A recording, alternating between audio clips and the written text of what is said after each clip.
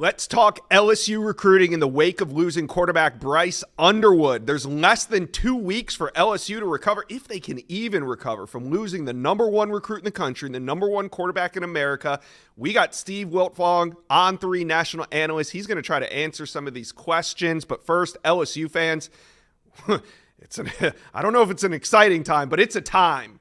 Hit that subscribe button. We're going to be here for you. We're going to talk LSU recruiting all the time. Jump on board, hit subscribe, bring in Steve Wiltfong. Steve, we talk about it. Bryce Underwood flips his commitment. What can LSU do here? Is there any hope that LSU can flip a guy that's even close to the level of a Bryce Underwood?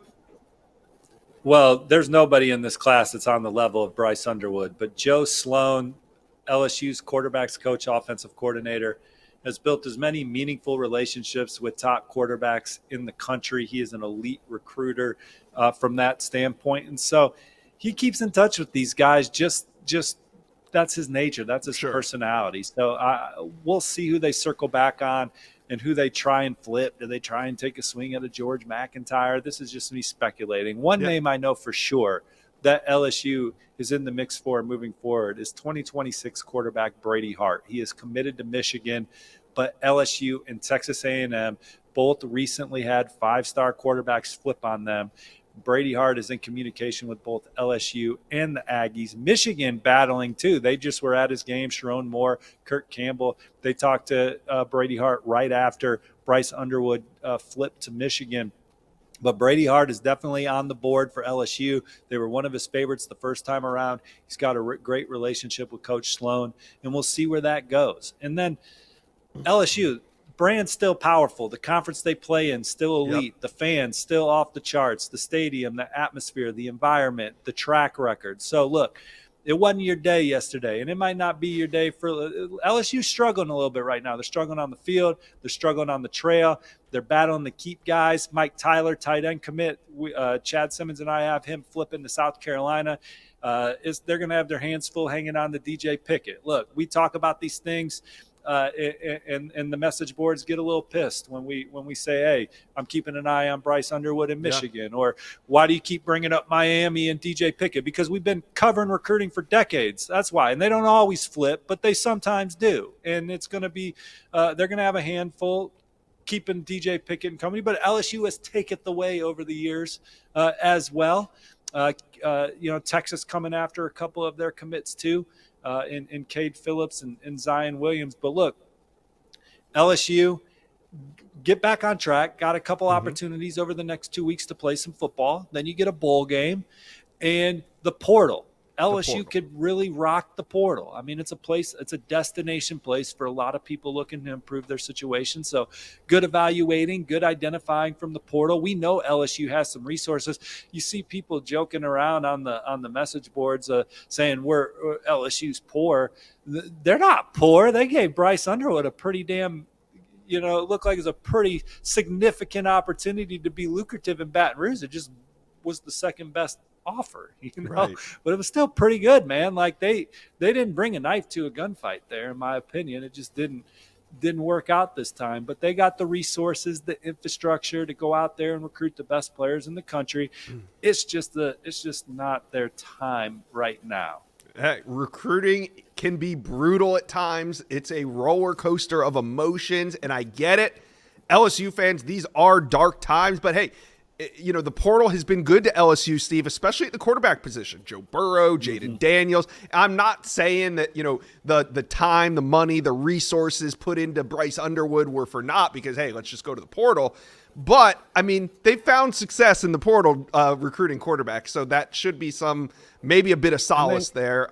So Bryce Underwood. Have a good quarterback right now that's a first-year starter that's playing tough games and battling and showing toughness. And look, I mean, he's had some ups and downs this year, but Joe Burrow wasn't the first pick in the NFL draft his first year as the starter at LSU either, right? So guys are going to develop, guys are going to have an off season, and we'll see.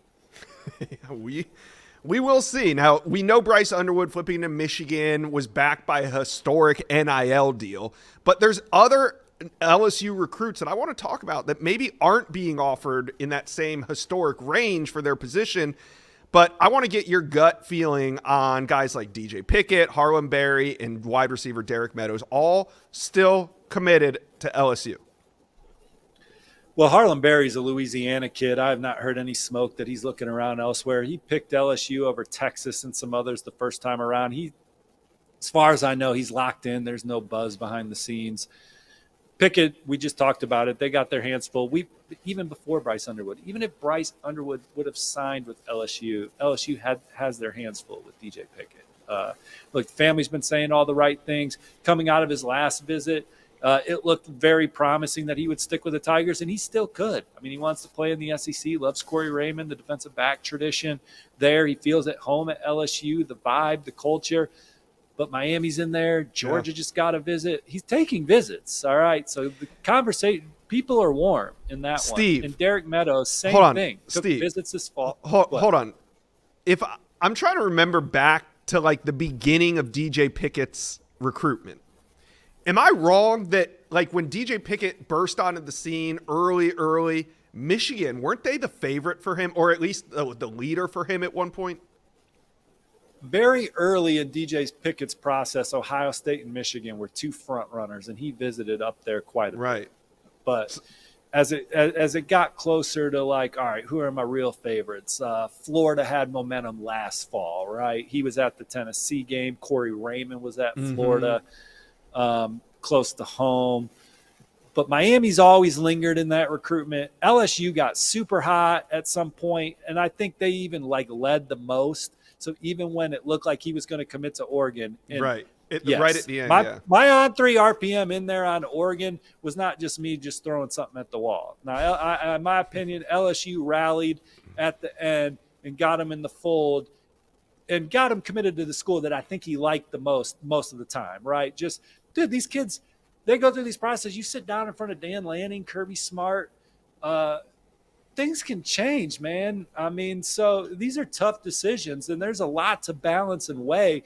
And so it's fluid, and it's even fluid after you commit, man. I mean, like, these are hard decisions.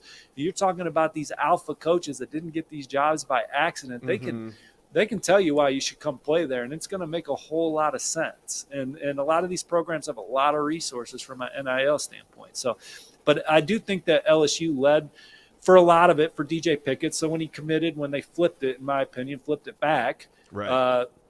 They got him in the fold.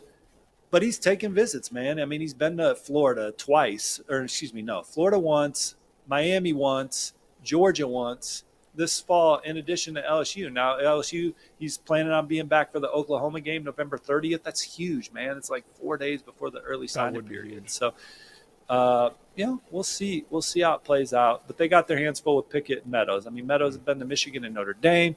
Other programs that were finalists the first time are circling back for Meadows. So, they got their hands full there. But Harlem Berry, I think they're good there. The Louisiana commits in general, they seem to be in a good spot still. And, again, like, this isn't LSU's day, and they want to try and get a good win on Saturday and then win the following Saturday. And they're going to have some momentum come portal season. Just trust me. It ebbs and flows for everybody, but LSU is one of the premier programs in the country, and they're just down a little bit right now. But we'll be talking about some good LSU news in the future. Yeah, LSU fans, hang with us. We're going to be here for you. We're going to report on this no matter what. And like Steve said, recruiting ebbs and flows. It's a roller coaster. You got to take the ups with the downs. I know the downs don't feel good, but we'll be up top soon. Talk to us, LSU fans. Just let us know how we feeling today. It's a somber Friday morning, but get in the comments section. Let us know how we're feeling.